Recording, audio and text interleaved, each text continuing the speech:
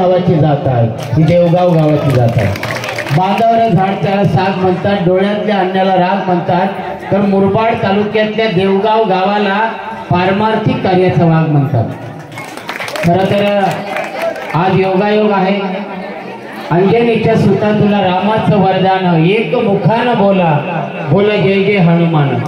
आज संपूर्ण मुरबाड तालुक्यात, ठाणे जिल्ह्यात आणि महाराष्ट्रात, देशभरामध्ये आणि जगामध्ये शक्तीचं प्रतीक असलेल्या अंजनी सूत पवनपुत्र बजरंग बलीचा जयंती सोहळा मोठ्या थाटामाटामध्ये साजरा होतो आहे।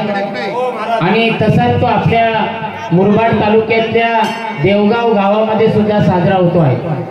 मला वाटते पहिलं वर्ष जेव्हा आपल्या गावामध्ये अखंड हरिनाम सप्ताहाचं आयोजन करण्यात आलेलं होतं, त्यावेळेला मला गावाच्या वतीनं निमंत्रण दिलं, कार्यक्रमाला उपस्थिती दाखवता आली आणि त्यामुळे फार मोठा आनंद मिळाला।